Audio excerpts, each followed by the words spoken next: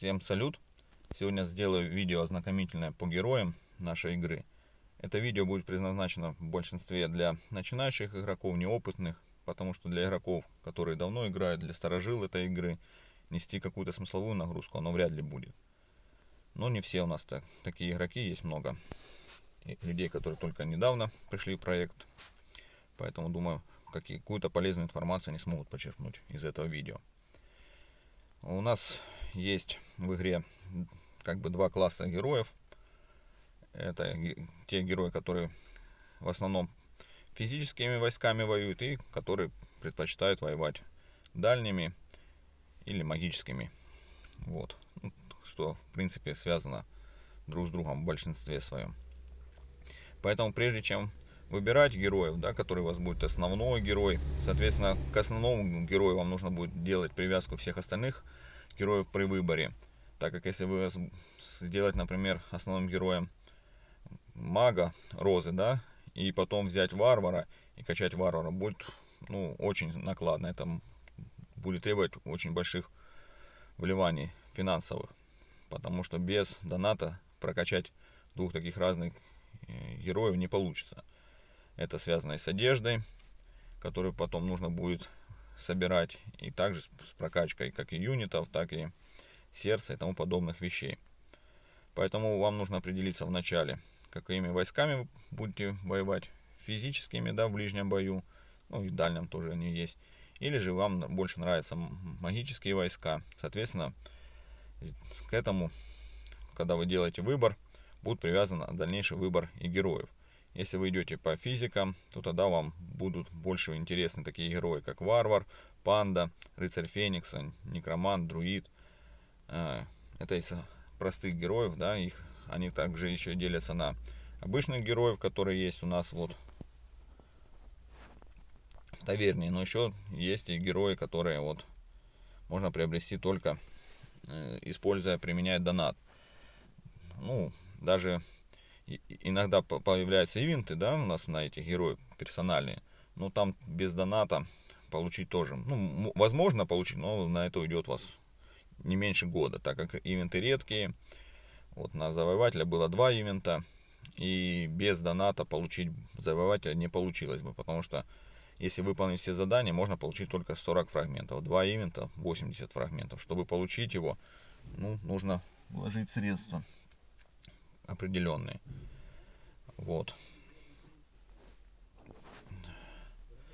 Вернусь к тому, почему нужно героев выбирать по тому стилю игры, который вы планируете. У каждого героя есть персональный талант. И эти таланты комбинируются, да, то есть если вы на арене выставляете 5 героев, все таланты будут работать друг у друга.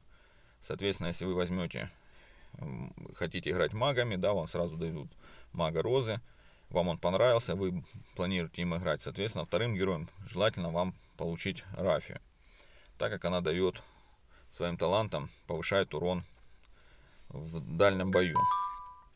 И соответственно, то есть ознакомиться с описанием героев, желательно посмотреть на их таланты основные, да, какие дают, и сделать комбинацию именно талантов. Они будут вам нужны не только на арене, то есть, соответственно, кого-то вы будете бить мобилизациями, где-то защищаться, когда вас будут атаковать, выставлять на стену не только одного героя, можно 2-3 выставить, в зависимости от лазарета и силы атакующего. И эти комбинации талантов очень сильно будут вам помогать, как в обороне, так и в атаке и во многих других местах. Поэтому стоит на это обратить внимание и подбирать своих героев именно вот исходя из такой тактики и стратегии, которую вы выберете на всем протяжении игры. Потому что менять очень будет тоже сложно. Если вначале играть магами, а потом на 28 или на 30 уровне хотите перейти на физиков, это будет очень сложно. Вот. Героев у вас будет 5. По поводу того, стоит ли брать следующих, набирать 6, 7, 8 героев. Если вы играете без доната, просто обычный игрок, да, или с минимальным вложением, большое количество героев вам не будет приносить больше пользы. Получить их довольно-таки сложно в плане того, что вам нужно собирать или прокрутить дракона 3 раза, да, там взять 10 фрагментов в каждом прокруте, нужно 30 фрагментов. Или же выполнять секретный приказ. С секретного приказа падает 1 фрагмент, можно взять, да, то есть это вам нужно, получается, 30 секретных приказов выполнить. Тоже как-то не сильно, как по мне, целесообразно, потому что можно использовать эти вещи более продуктивно. Поэтому вот я отыграл 5 героями очень долго и взял вот именно донатного персонажа себе, да, то есть выбрал его за его талант, вот этот основной, да, который очень помогает на арене и в различных мобилизациях. Вот, поэтому набирать других героев стандартных я не вижу себе смысла, потому что одеть, обуть их сложно, прокачать их, довести до боевого уровня тоже очень сложно, а один сборщик, он особо погодой не сыграет. Да, единственное, что он можно больше чуть руды собирать, потому что ресурсы, для ресурсов лучше завести пару твинов, чем пару героев. Это будет намного профитнее. Поэтому набирать 7-8 героев, потом их очень сложно прятать. Колонизацию, да, то есть вы прилетите, пока вы там попрячете своих героев, если у вас там 7-8 штук, вас могут кандалами пару раз уже поприветствовать на новом сервере, да. То есть 5 героев гораздо проще спрятать, чем 8 или 9. А если вы набираете там всех героев, соберете себе, потом у вас и очередь похода не хватит и тому подобных вещей. То есть будут возникать трудности. И лучше не спешить с этим. Потому что все остальное, что они там дадут, плюсы, повысят там вам вместимость лазарета, или больше вы будете собирать труды или ресурсов, это на самом деле мелочи по сравнению с тем, с трудностями, с которыми вы можете столкнуться от большого количества героев.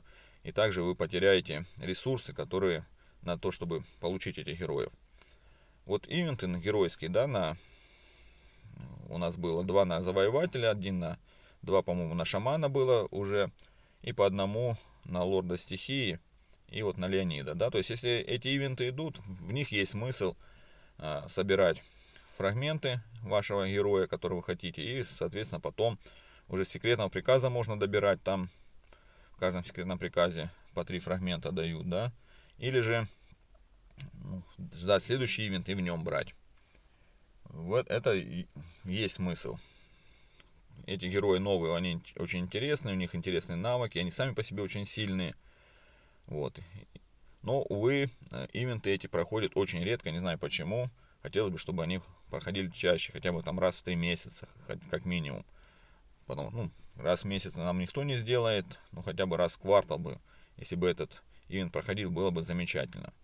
Все бы смогли добрать себе этих новых героев, не только донатеры, но и обычные игроки без проблем бы получили этих героев и потихоньку бы развивали и растили. Вот. Такое вот краткое видео. Если будут вопросы, задавайте в комментариях, постараемся на них ответить. Все, спасибо.